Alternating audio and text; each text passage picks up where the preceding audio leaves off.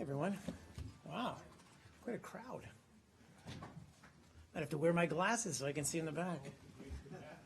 I know, how nice. Let me tell you, vacation, try it.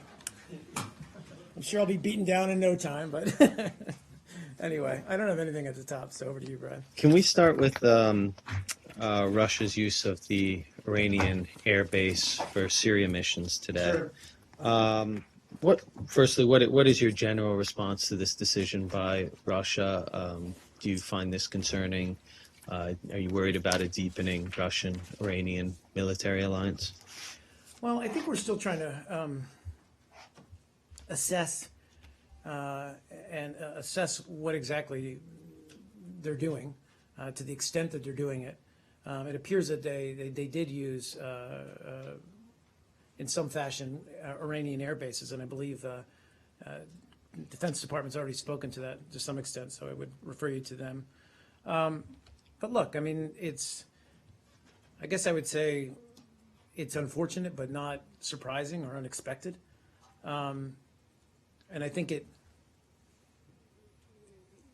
it speaks to the continuation of a pattern that we've seen of Russia continuing to carry out airstrikes, and now it appears with Iran's direct assistance, that at least purport to target ISIL and Daesh targets, as well as Nusra targets.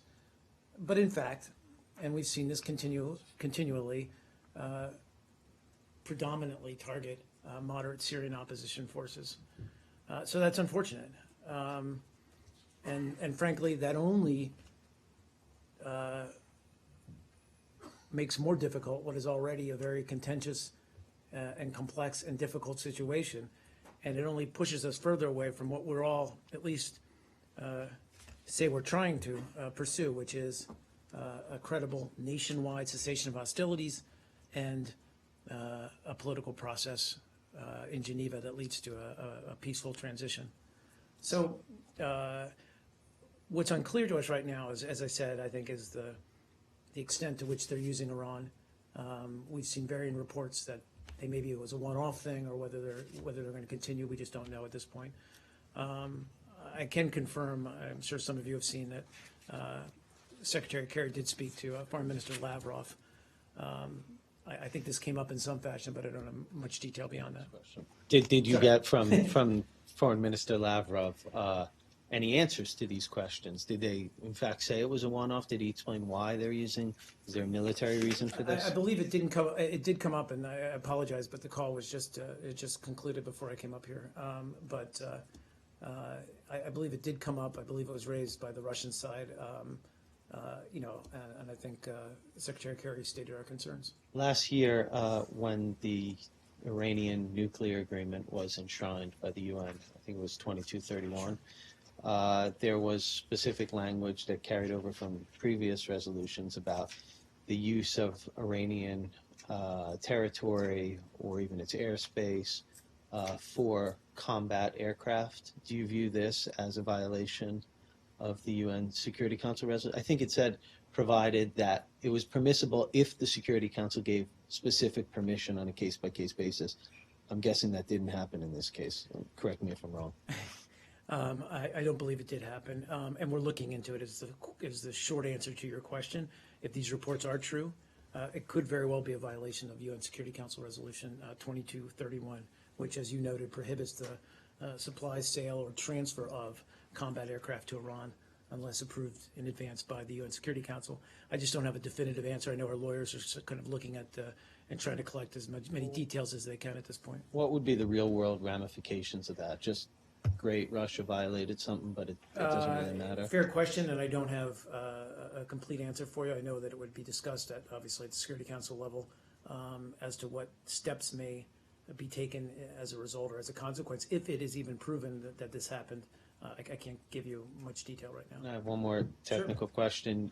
Is it your understanding, looking at the map, it looks pretty clear that they would have used Iraqi airspace? Is that your understanding? And two, do you know of any Iraqi permission for them to use that airspace?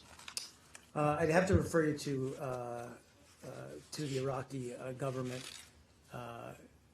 to speak to whether they gave permission, but yes, normally it is prudent for any country overflying someone's territory to seek permission. But you don't. I have a follow. Thank you. Yeah, sure. You said they did use it in some fashion. Does that mean that you still believe they are using it as the base?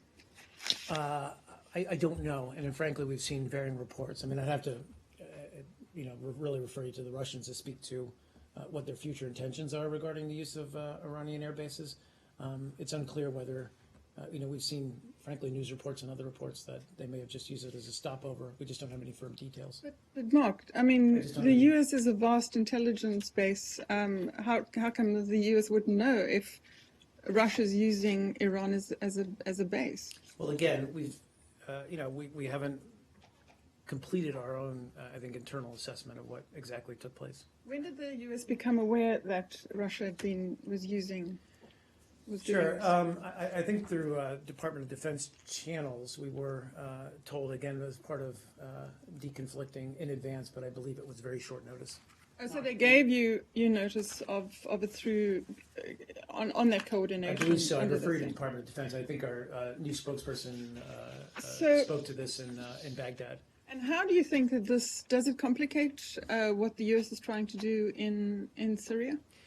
I mean, again, I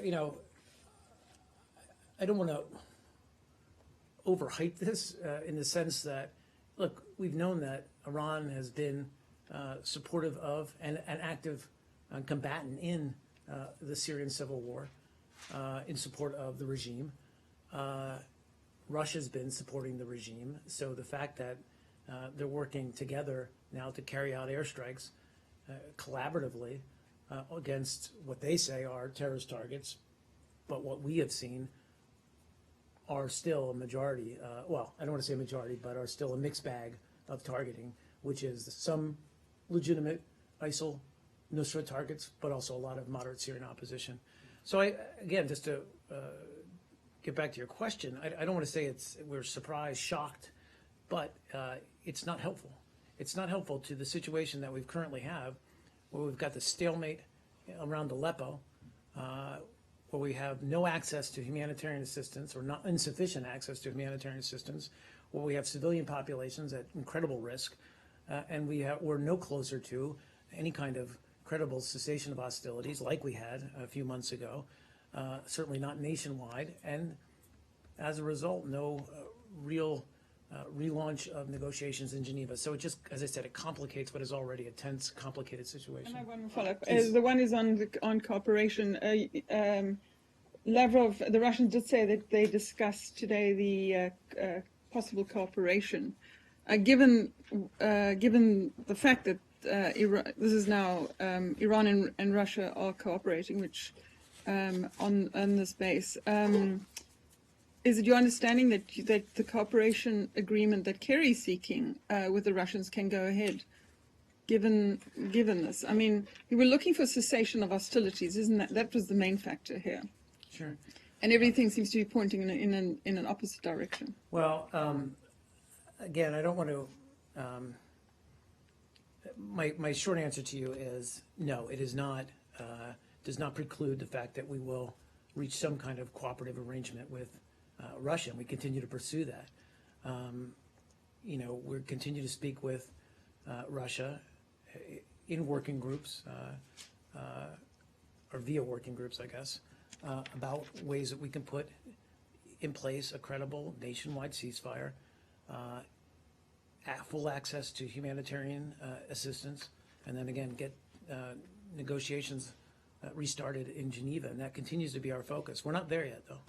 I just want to follow up on It doesn't preclude it. Sorry, I thought you said, and I apologize Russia- if I misunderstood, I thought you said, does this latest development now Preclude preclude us yeah. from doing that? I say it doesn't. We're still continuing to pursue that. I So mean, they we're- wouldn't have to end this arrangement with the Iranians to have a similar arrangement. I mean, that would suggest that you're open to the possibility of a U.S., Russia, Iran partnership. I didn't say that. But no, Okay. I know you didn't say No, that, okay. but that's what it means. If Russia has a partnership with Iran and is flying from those bases, at the same time has a partnership with you, that's Russia, Iran-U.S. partnership. I meant today's events did not necessarily Okay. preclude that we would stop those discussions. Now, I wasn't trying to, and thank you for trying to clarify, Would they have or to- clarifying. I don't want to jump ahead too far. I think what I would say is we're continuing to have those conversations. We continue to pursue that goal because we believe it's the best way, the goal of creating a coordination cell with Russia that we've talked about before in the past, because we believe that's the best mechanism to get this back on track, this effort back on track in Syria. But we don't know all the details about today's events and whether there is some kind of ongoing partnership or coordination effort with Iran. So I think we're still looking for clarification on that. Mark, I just want to follow up. I'll get Saeed and then I'll get to you, I Yeah. promise. Is this just a one event? That's kind what of a I thing? don't know, Saeed. Yeah, we're Or looking is it into going that. to, has it happened in the past? Is it part of a continuing Doesn't pattern? appear to have happened in the past, and the reason why is because, A, they acknowledged it was happening today, the Russian authorities, but also we did, as I acknowledged to Leslie, and as the Department of Defense has already acknowledged, they did give us notification. And you said that, whatever negotiations or whatever process that may go on is not really contingent on Russia Right. seizing this kind of operation. First of all, do you have any reason to believe that this is going to be just a one event or part of a future, or a process that may go on and in a way jeopardize whatever process that you are trying to do with the Russians to bring about some sort of a political solution? And second, do you have, with all due respect, do you have the leverage to tell Russia, no, you cannot cooperate and you cannot use Iranian bases to bomb whatever targets they want to bomb? Well, in I mean, Syria? of course not, and that's a very frank answer to your question. We can only pursue dialogue and discussion and diplomacy with Russia. That said, and we've talked about this many times in the past, is, no one should be under any illusions that there is some kind of military solution or ultimate victory to be gained in Syria. And in our continuing conversations and dialogue with Russia, they insist that they are of the same mindset.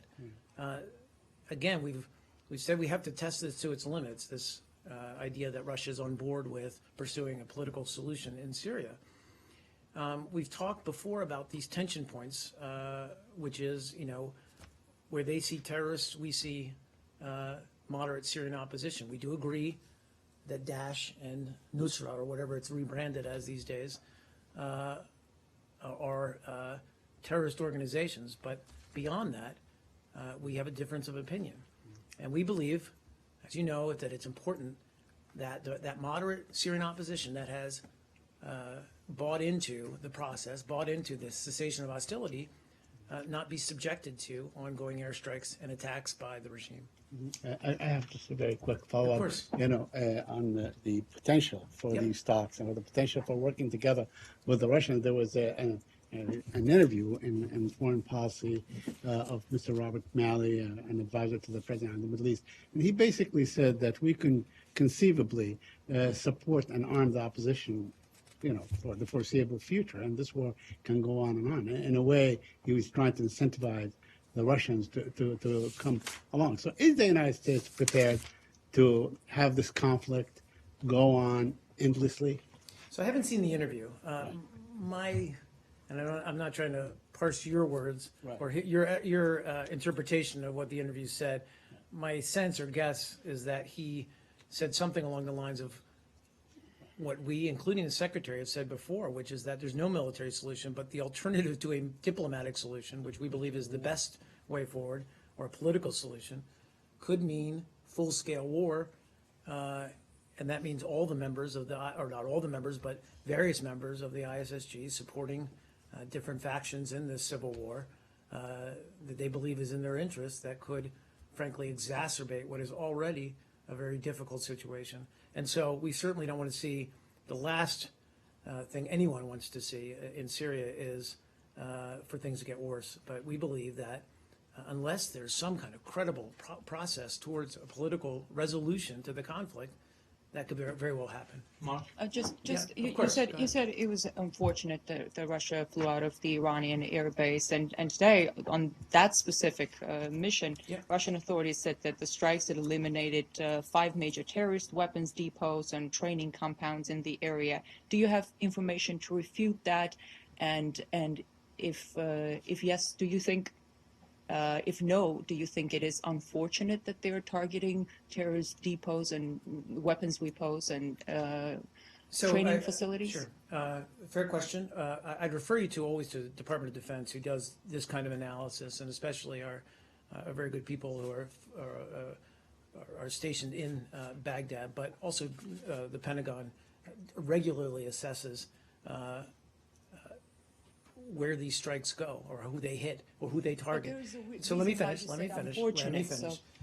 So what we continually find is, indeed, there are among the airstrikes what we would consider legitimate strikes against Nusra, against Daesh, ISIL, but we also continue to see strikes that target moderate Syrian opposition forces. Now, we have seen, and you know this as well as anybody in this room, there are disagreements, and that's what we're trying to work through over how to go about this, how to separate these and get a clear understanding of who is in the moderate opposition, and then cordon them off, if you will, in a sense, so that they're protected under a cessation of hostilities. But to this point, we've not gotten there. And as the reason I said it's unfortunate is that today's events, if in fact they did hit moderate Syrian opposition forces, are only going to exacerbate what is already a very difficult situation. A senior, I want to, on this question, topic, yeah, please. a senior Chinese military official, Guan Yufei, went to Damascus, sought closer military ties with Syria, and according to Chinese news agency Xinhua, pledged assistance in training Syrian forces. What are your thoughts about China's support for the Syrian government? Well, first of all, I'd refer you to the Chinese government to talk about their level of support or their intentions. We speak regularly with Chinese officials on Syria, including ways to strengthen the cessation of hostilities and a way to get the political track up and running, improve humanitarian access. And we're going to continue to have those conversations with China. But I can't speak to what their intentions may or may not be in terms of working cooperatively with the Syrian But government. not their intentions, but the U.S. Position on this or opinion on this? I mean, I guess, the ISSG, the International Syrian Support Group, includes the gamut.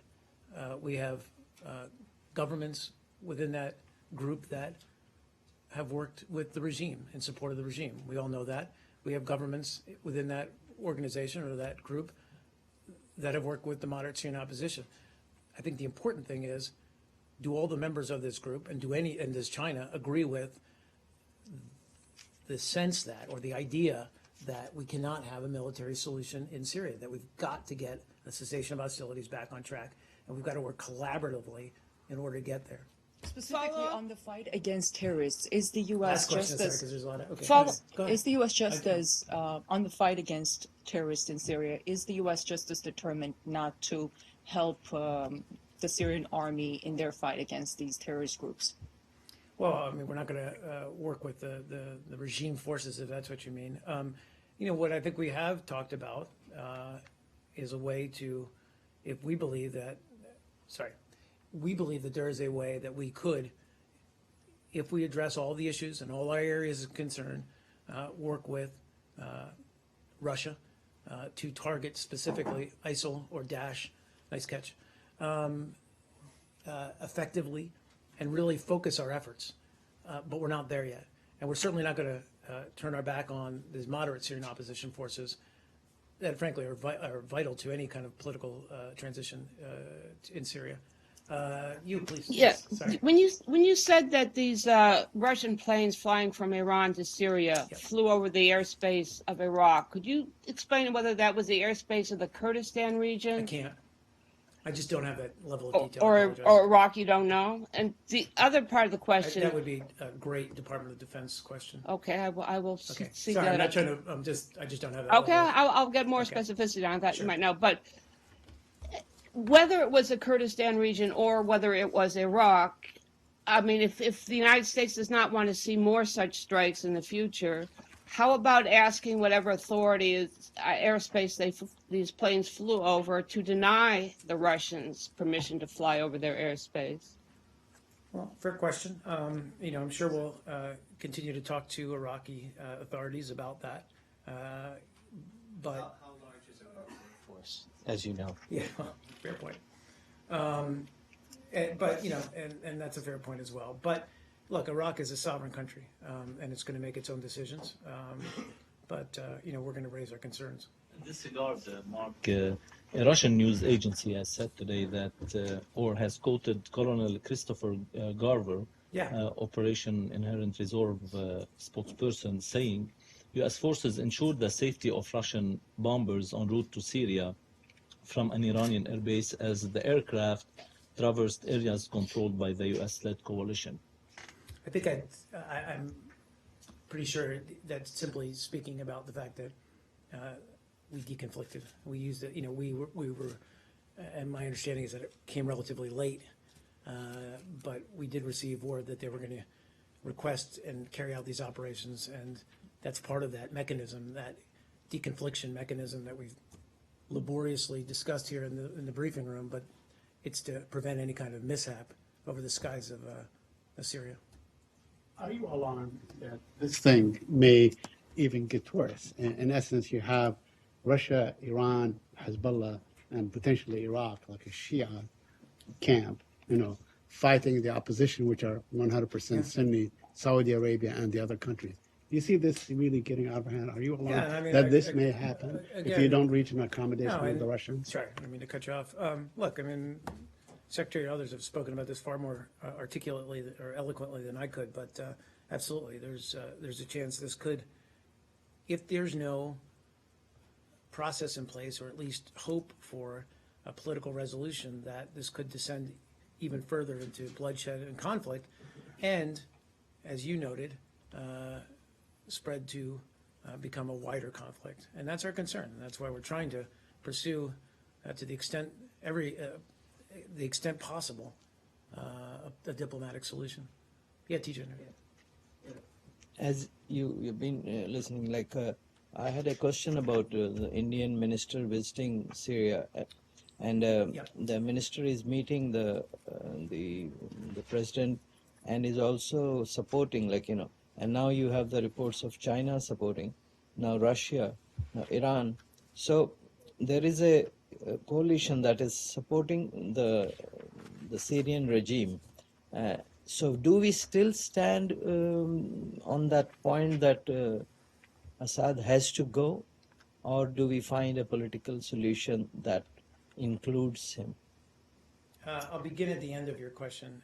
So we've long said that the view of the United States is that there can be no successful political transition with Assad as the leader of Syria. But how that transition takes place, the pace of that transition, is really something to be negotiated in Geneva between the two sides. That's for them to figure that out. But we believe that Assad cannot be the future leader. We, the United States, believe that Assad cannot be the future leader of Syria because of the misery and carnage that he has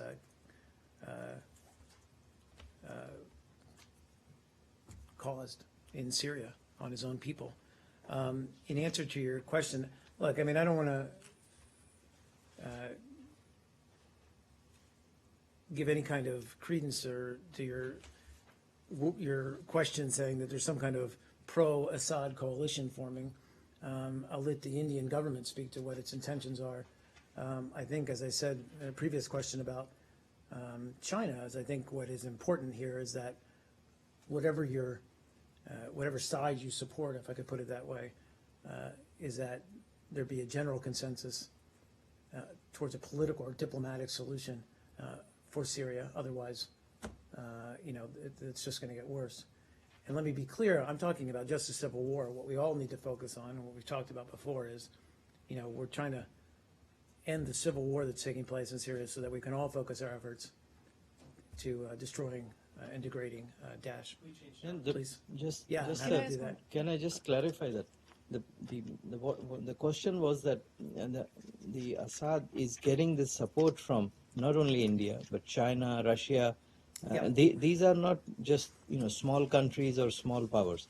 So what is how can you still stand? Because when it comes to the negotiations table, so you're going with this mindset that Assad has to go, and these people are supporting Assad. So where do we stand on that? That, my friend, is the art of diplomacy, and I'm not being facetious or light-hearted about it. I'm just, that's walking into a room and building a consensus and dealing with tough issues and coming at it with different viewpoints.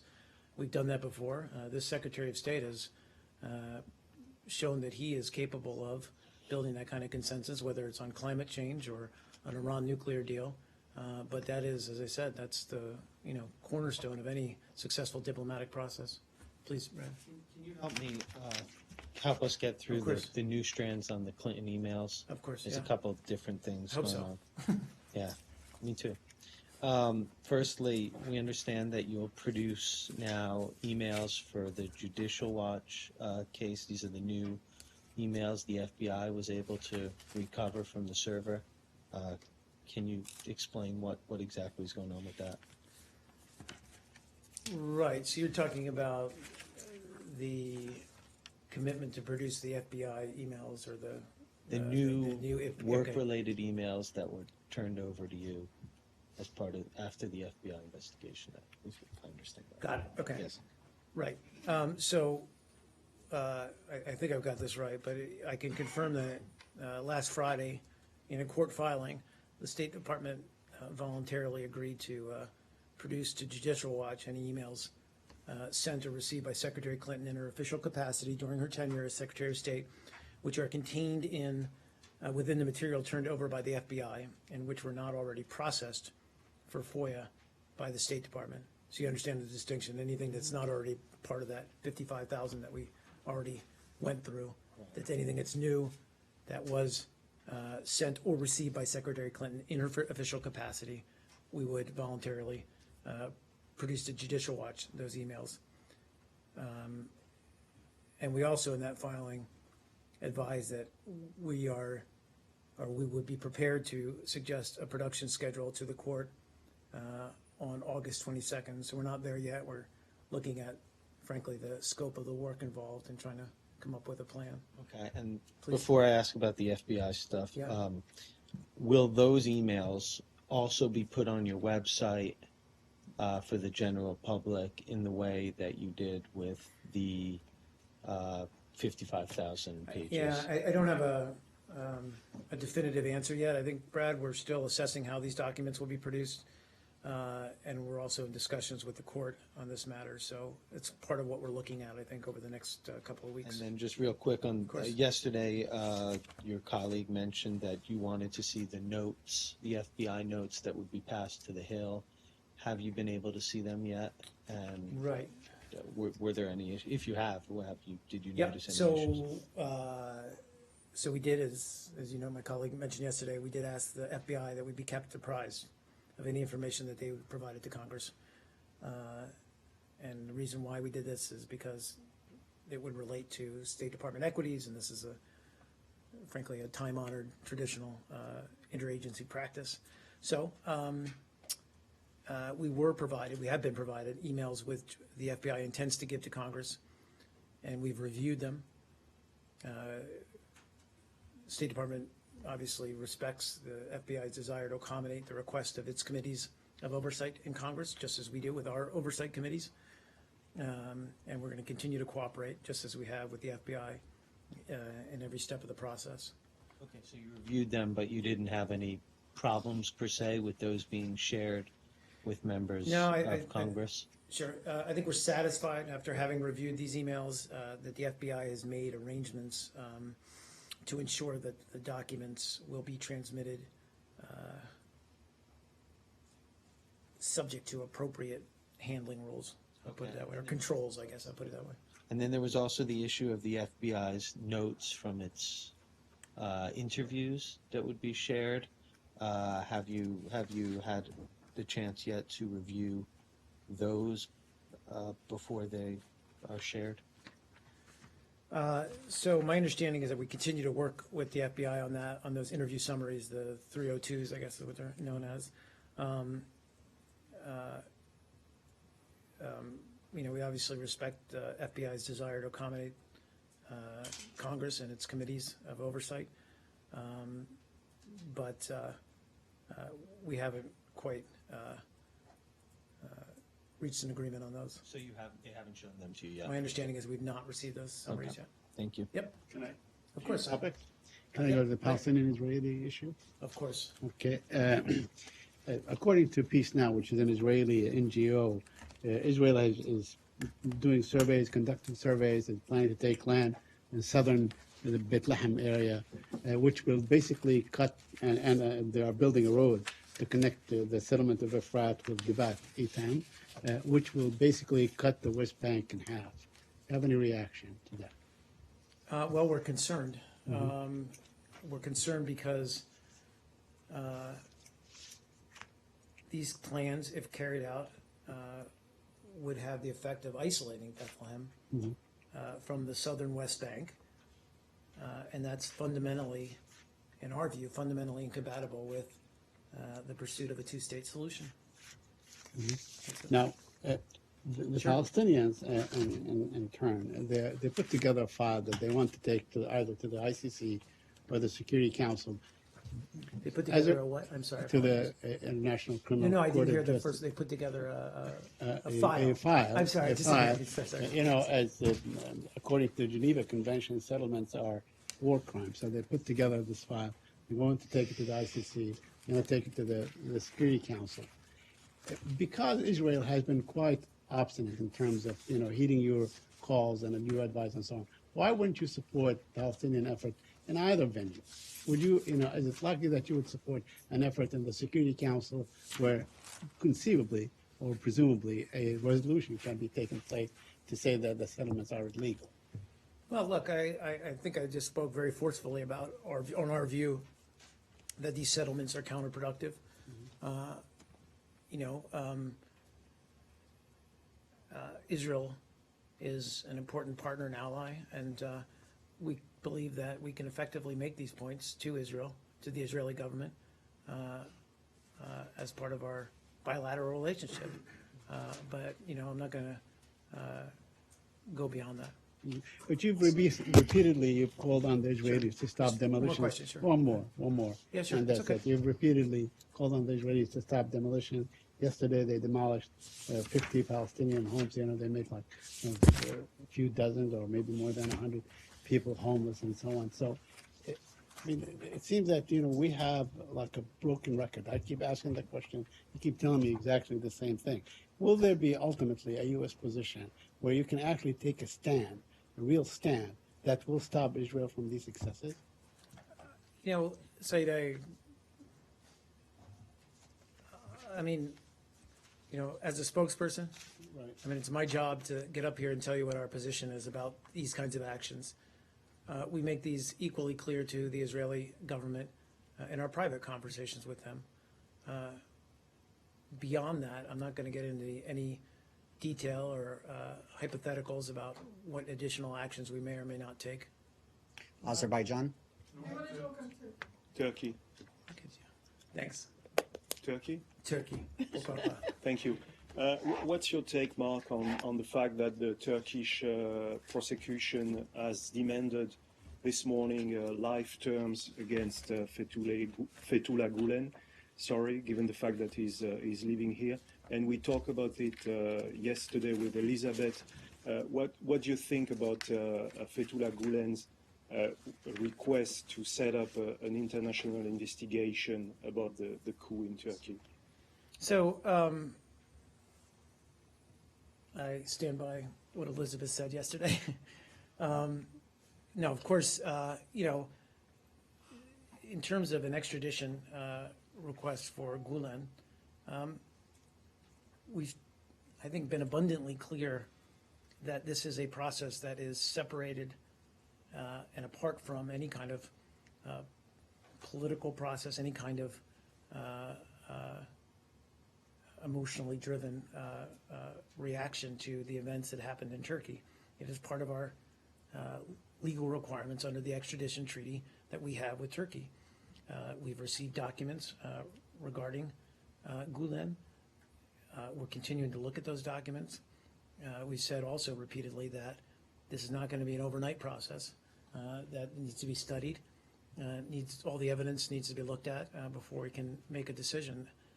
And we continue to process. So that request. you are still not certain that these documents constitute a formal extradition request by the Turkish authorities?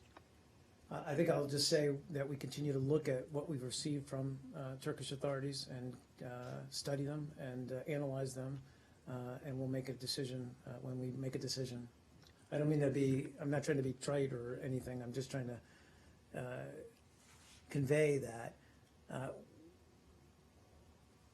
this has been an exceptional case in that we usually don't even get into this level of detail when talking about extradition requests.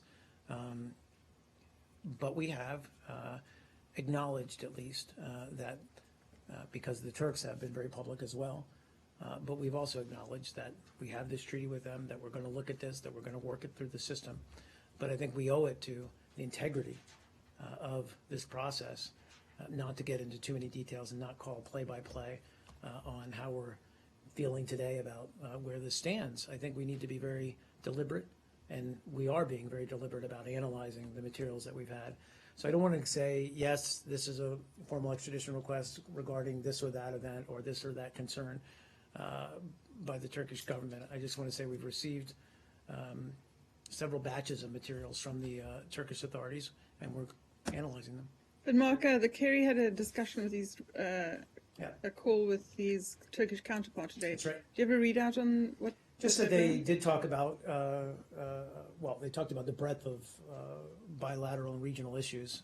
Obviously talked a lot about Syria and counter-ISIL efforts, but they did raise this extradition matter. And who was the call from and to whom? That's a good question. Let me see if this, I want to say it was, no, you know what, let me make sure. I think it was Chavez-Soldu reaching out to Secretary Kerry, but let me just double check that. At this point, you still haven't seen the minimum of evidence against Gulen, given that you haven't even arrested him to start the extradition process. Well, right. I mean, we haven't made a decision. I mean, it wouldn't even be Well, a minimum of evidence. I mean, we wouldn't. My understanding is that we wouldn't take any legal action against an individual until we. You don't stop a guy from Determined. leaving the country while you're weighing There are his mechanisms in extradition. place to do that. Usually, There's if a guy's accused there- of masterminding there- a terrorist attack, you there are- confine him before you decide on whether you're going to. You don't let him go free, I do you? understand what you're asking, but that was not the question that I heard. And again, talk to somebody over at Department of Justice, but there are mechanisms in place via short of an extradition that you can stop someone or not allow them to. Has his to take passport place. been revoked or I his can't speak to freedom that. of I travel wouldn't speak to been that. restricted? I would not speak to that. You cannot speak. So you're saying it's possible that you have taken some restrictions on his movement that just just haven't not been gonna- publicized? I'm not going to speak to his status. I'm not going to speak to where we're at in this process, Brad. And one more in Turkey. There was a document that came out from the German Interior Ministry. I don't know if you saw it, that described Turkey as the central platform for Islamist militant groups in the Middle East, including the Muslim Brotherhood, Hamas, and Islamist militant groups in Syria. Is that your view, that Turkey's now the big Islamist on the block? I'm sorry, where is this report from? German Interior Ministry leaked I've document. not seen it, so I don't want to speak to it. What is your feeling on Turkey's support for Islamist militantism? Look, I mean, I think that, Turkey has suffered, frankly, from terrorism, ISIL-related terrorism, but also PKK-related terrorism, and has been victimized by these terrorists. So I think that it is, and it is an important member of the coalition to defeat Daesh in Syria, and beyond that, it is also acknowledged that it has a problem with foreign fighters transiting or using its territory. And that's something that we've tried to focus on, frankly, in trying to stop the flow of these foreign fighters into Syria and out of Syria, back into Western Europe and back into other parts of Europe. These continue to be challenges that we're working to address with Turkey. Our opinion, though, is that Turkey is an important democratic ally and NATO member. So you don't see it as a terrorist supporter or terror enabler, just as a terror victim? No. Look, I mean, it is at a crossroads of many of these different groups and ideologies, and it is, I think, working hard to confront these challenges and provide for the security of its people. Azerbaijan. Let's do Azerbaijan. I'll get to you. Promise Okay. I will. Azerbaijan opposition figure Jafarli's been detained following his criticism of changes to the constitution. What is the position of the State Department on his arrest, as well as these proposed changes to the constitution? So with regard to the arrest of, I think on August 12th, of Azerbaijani opposition executive, he's frankly the Republican Alternative Movement Executive Secretary. His name is Natik, as you noted, Jafarli. We're very troubled by his arrest. We're also troubled by reports that of additional arrests of activists. We would urge strongly the Azerbaijani government to release these and other activists who've been incarcerated in connection with exercising their fundamental freedoms. And we call on them to respect the fundamental freedoms of its citizens and to allow an open and public dialogue about the direction of their country, particularly in the run-up to the planned September 26th constitutional amendment referendum. And so we would also urge the government to submit the constitutional amendments for a joint Venice Commission and ODIHR opinion as well. Yeah, please. Your turn. Go ahead. Two questions. South Asia. Okay. Thank you, sir. Starting with India. Mark, U.S. is the most favored nation for visitations and investment in the U.S. for thousands of Indians. And now this, at least one Shah Rukh Khan keeps coming to the U.S. and complaining against the U.S. This was the third time for him last week when he was held for 4 hours at the L.A. International Airport. He said because his name is Khan, Shah Rukh Khan. He said he's the superstar and billionaire, maybe Indian rupees. Last time he was held at the JFK for 2 hours and then Liberty International Airport in Newark also for 2 hours. But few words which he tweeted, I cannot even say in public meeting here. But Madam Nisa Desai, she tweeted in one line, she said that, a casual sorry, even US diplomats sometimes are pulled over and screened for extra screening. So what I'm asking you is, in India, he made a big thing about this, and Indian media is saying that US apologized to Shah Rukh Khan. Is this casual sorry is apology or any comments? Because he said, why I'm always pulled by the Can I, US airports? You know what, Goel, can I just look into it? I'm sorry, I just am not aware of I'm not trying to be, glib. I'm not aware of what happened. I need to get all the facts of of this case, and I'll get back to you with an answer. And second, just quick question about India and Pakistan. Okay. Both countries just celebrated Independence Days. Yep. And now Pakistan has invited again India for talks, conflict talks and all that. But what Indian officials in Delhi are saying that after supporting terrorism against India and also Home Minister Mr. Rajnath was in Pakistan for the SARC meeting, which was a failure for him, or his visit was failure.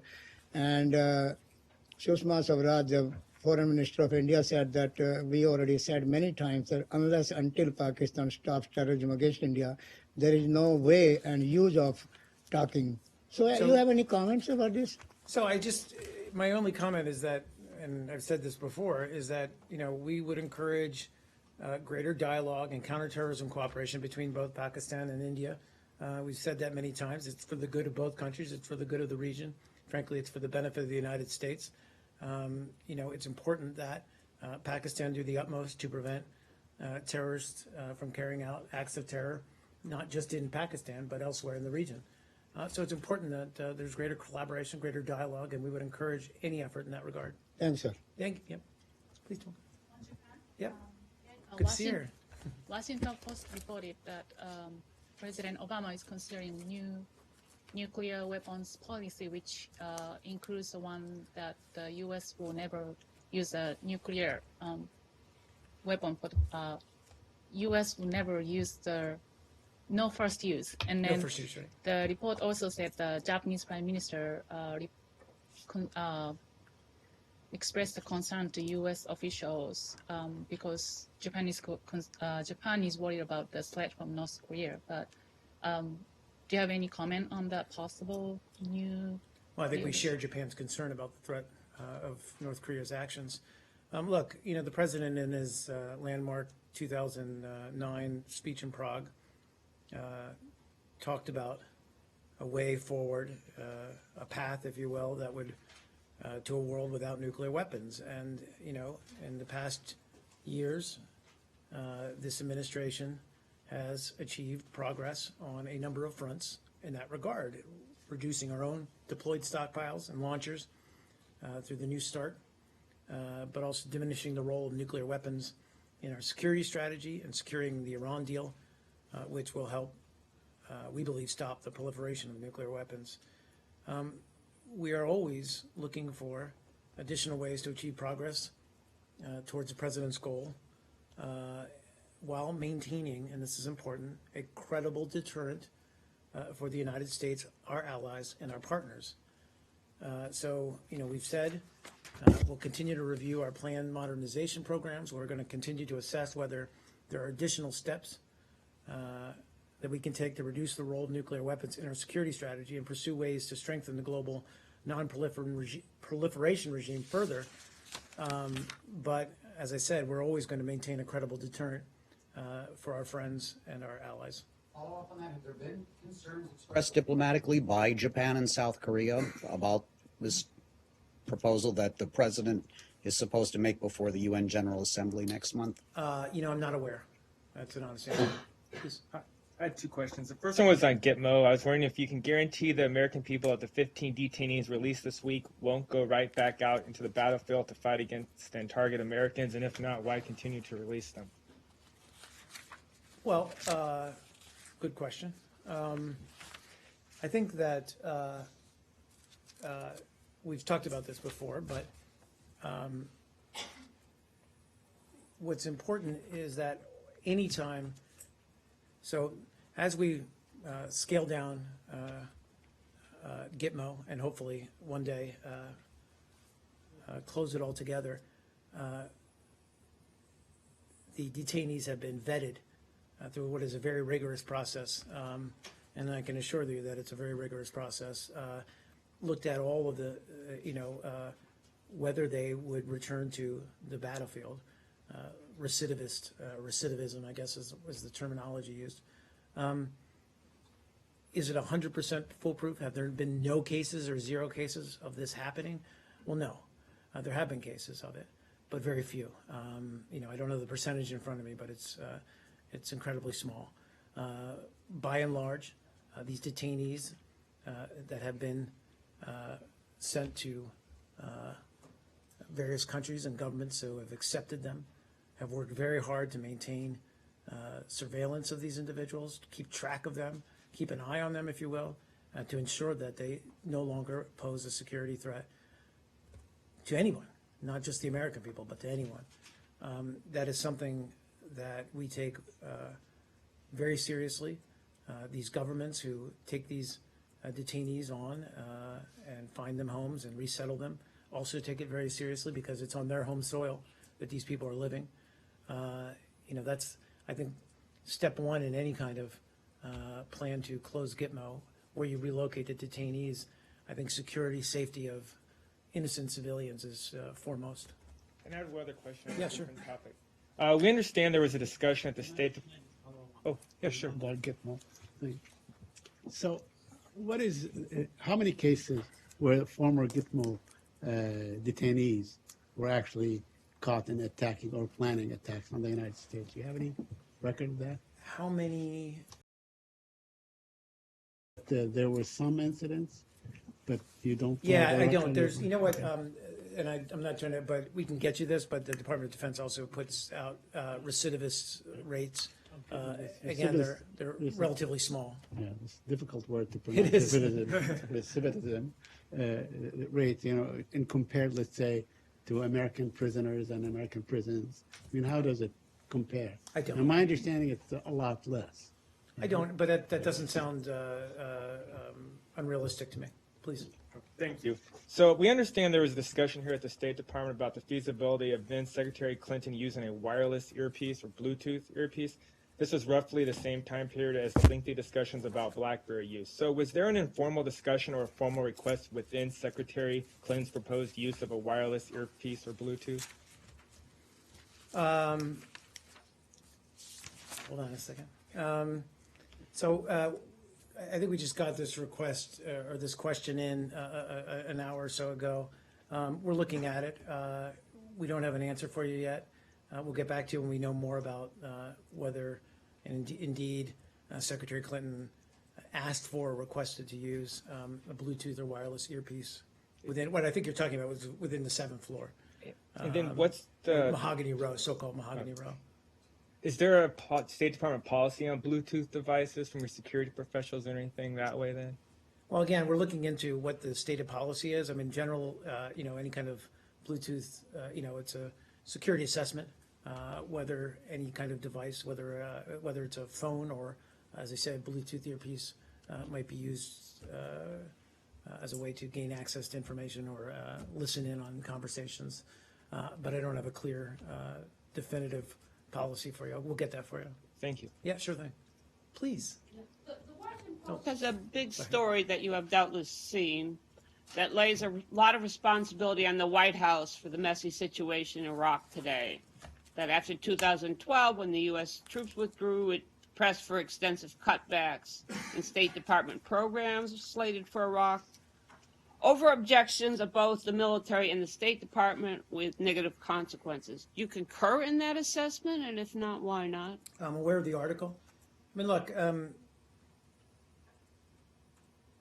it's a very lengthy piece and lengthy analysis. I guess in answer to your question, I would say that, I can acknowledge that our security relationship is fundamentally different than it was, than the one we had with Iraq prior to 2011. We all know that. The majority of programs that were run by the Department of Defense weren't impacted as much by budget cuts as they were by the fundamental change in our security cooperation with Iraq, as well as the departure of thousands of Department of Defense personnel. And I think that they can probably speak in greater detail to those programs or the effect or ramifications of those programs being closed or shut down or scaled back. It also should be noted that the government of Iraq also had a say in all of these decisions. They are a sovereign country, as I mentioned previously. So there were Department of State programs, for instance, that they were not in favor of supporting at that point in time or at that time. I also think with regard to our general focus or how we're targeting or going about pursuing a strategy to root out terrorist networks in Iraq, we're doing it in a different way.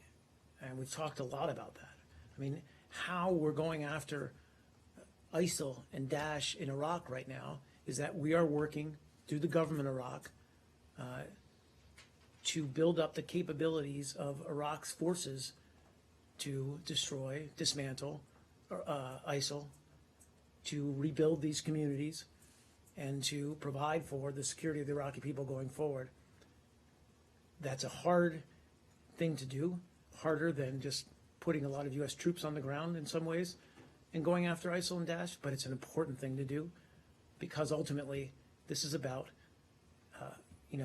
enabling Iraq to provide for its own security.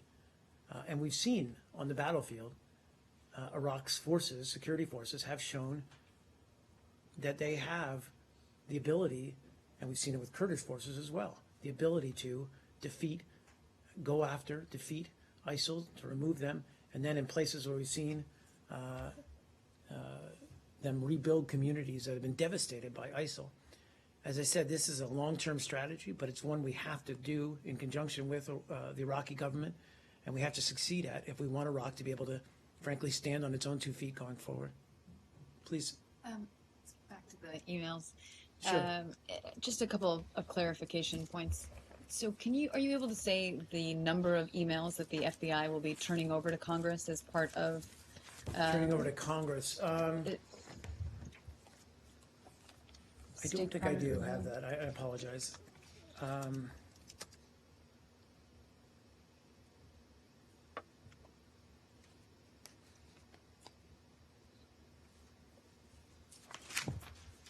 Sorry for the awkward pause as I look through this. Dramatic pause. Thank you.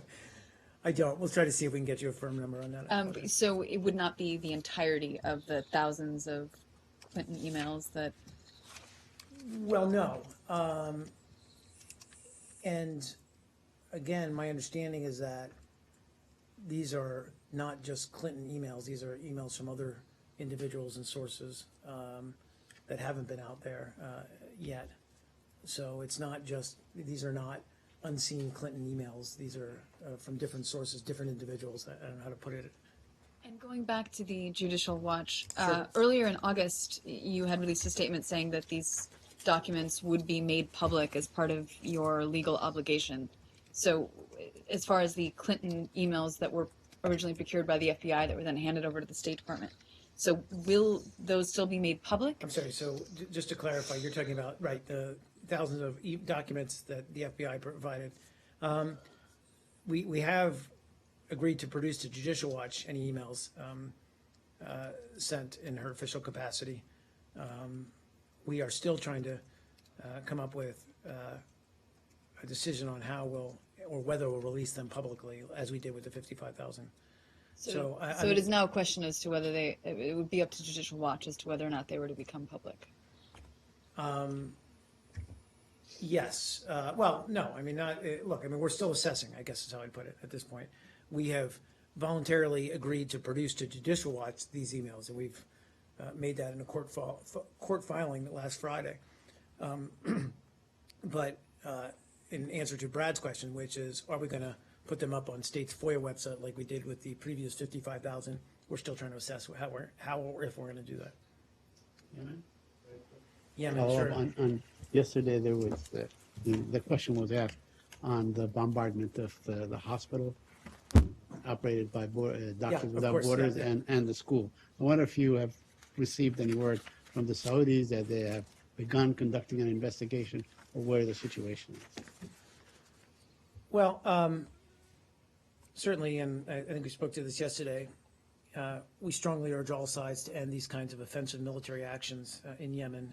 We express our condolences to the victims' families of yesterday's horrible attacks, or airstrikes rather. Goes without saying that civilians are the most vulnerable victims of any conflict, and we're always concerned by civilian casualties, and especially in this case, in this conflict. In terms of, we have obviously expressed our concerns to the Saudi-led coalition. We've urged them, as I said, to cease all military action. the only solution to Yemen's challenges, as we have said many times, is through peaceful dialogue. So we reiterate our calls for the Saudi-led coalition to take all feasible measures to protect civilians, while also ensuring accountability and avoiding future civilian harm. As I don't think there's an update on yesterday's statement that we said that the Saudi-led coalition has announced it will conduct an investigation. I would just add that we would urge them to do it very quickly and to release their findings publicly. Thanks, guys.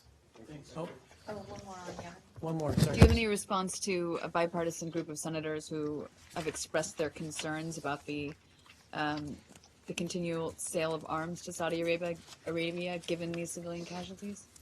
I mean, look, I mean, I haven't seen the letter, so I'm hesitant to respond to it, except to say that, any defense or security products that we give to or sell to Saudis, as with any country, are under the end use protocols that always look at and monitor and usage of them. And defensive weapons to Saudi Arabia is that, I mean, fighter jets are purely defensive. Sorry, missile. security materials. Apologize. Did you get any update from UN on South Sudan? No, I don't believe so, T. Jenner. Let me just look very quickly. Sorry, guys. I'm not trying to. I think we're pretty much where we were yesterday. Okay. But let me just very quickly look here.